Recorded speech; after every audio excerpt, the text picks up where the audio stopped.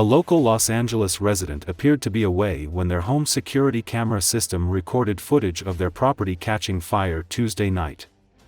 Firefighters battled early Thursday to control a series of major fires in the Los Angeles area that have killed 5 people, ravaged communities from the Pacific coast to Pasadena and sent thousands of people frantically fleeing their homes. Ferocious winds that drove the flames and led to chaotic evacuations have calmed somewhat and were not expected to be as powerful during the day. That could allow firefighters to make progress reining in blazes that have hopscotched across the sprawling region, including massive ones in Pacific Palisades and Altadena.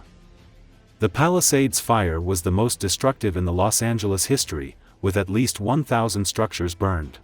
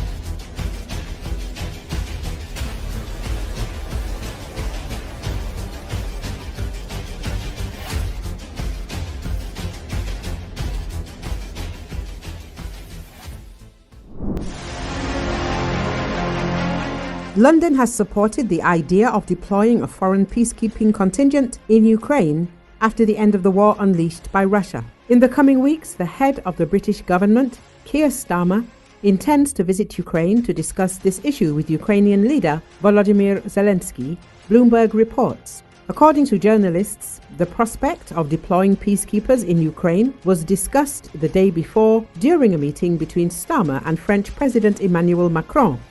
The decision regarding this scenario will depend on the nature of the future peace agreement between Kiev and Moscow. Zelensky confirmed that the British side views Paris's proposal to send peacekeepers to Ukraine positively. According to the president, he will discuss this issue with Starmer during his upcoming visit to Kyiv. The French publication Le Monde also writes that the meeting between Starmer and Macron concerned the issue of deploying a peacekeeping contingent in Ukraine. During the conversation, the parties agreed to coordinate their actions with the aim of providing support to Ukraine for as long as it takes, and noted the importance of providing security guarantees to the Ukrainian state. The deployment of foreign troops in Ukraine could serve as a deterrent to a new Russian invasion. While the country is not a NATO member, journalists note. As media previously reported, Zelensky called the deployment of foreign troops in Ukraine the best tool against Putin's aggression and called on allies to be more practical in this matter. He recalled the initiative of Emmanuel Macron, which he voiced last year. It consists of transferring military contingents of allied countries to Ukraine. The head of state added that, in his opinion, this is the best tool to bring a fair peace closer, and called on partners to be more practical in this matter. Zelensky also recalled that Britain reacted positively to this French initiative. We must be bold, and we must offer really strong instruments, the Ukrainian leader said. Previously, the head of state noted that sending foreign troops to Ukraine could be a component of security guarantees from the West before the country joins the North Atlantic Alliance.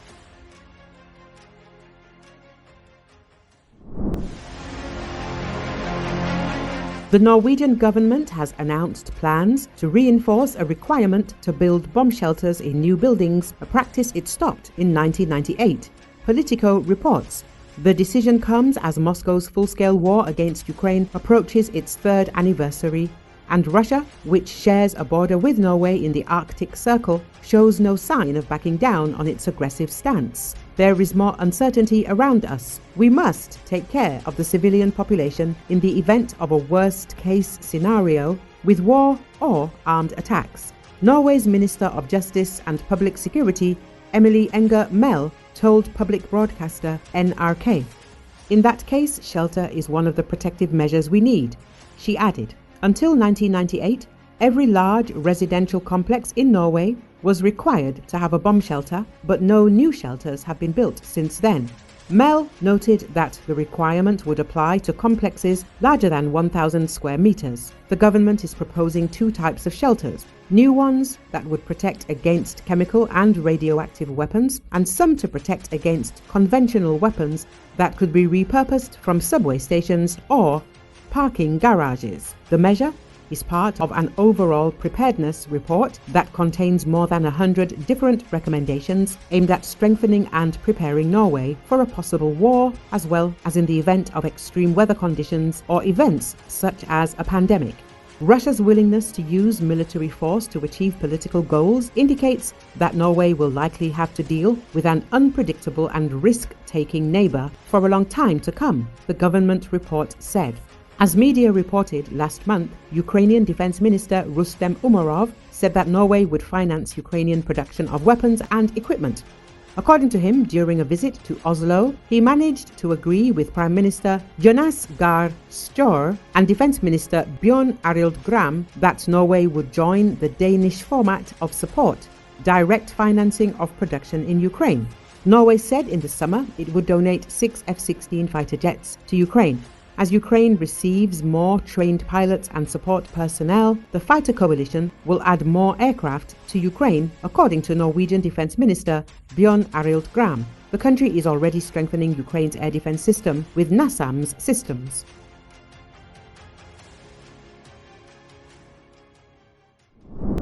Ukrainian military analyst Vasyl Pekhnio noted that in 5 months of the Kursk operation, Ukrainian forces established a robust defense system. Over 5 months of the Kursk operation, Ukrainian forces established a defensive system where Russian advances are minimal and come at a high cost, especially since this is not Ukrainian territory. Key strongholds, such as Sudza and Malaya Lochnia, remain firmly held. For nearly half a year, the Russians have been unable to breach Sudza, noted Pekhnio on Espresso TV. According to the military expert, the fourth wave of Russian offensives in the Kursk region is underway, significantly outnumbering Ukraine's counter-offensive actions that took place last week. There are no official statements yet regarding the developments in the region. It is likely an improvement of Ukraine's tactical positions in certain settlements, although it could also be a countermeasure aimed at disrupting the latest Russian offensive wave, preventing the Russians from sustaining their current level of assault activity. Russians will definitely not take Sudza, as even their advances east of the city have been repelled by our assault units. There's now another security buffer around Sudza, emphasized Pekhnio.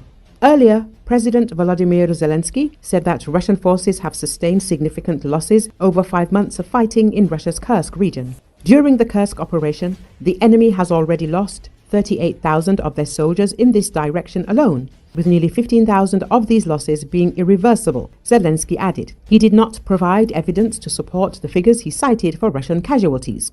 Since the start of the Kursk incursion, Russia has also lost over 3,000 pieces of equipment and vehicles, the General Staff of Ukraine's armed forces claimed. This reportedly included 105 tanks, 575 armored vehicles, 330 artillery systems, 12 air defense systems, 12 multi-launch rocket systems, a plane and 3 helicopters, among others. Ukrainian forces had also taken 860 Russian soldiers as prisoners, which helped to facilitate exchanges and release of Ukrainian captives, according to the General Staff.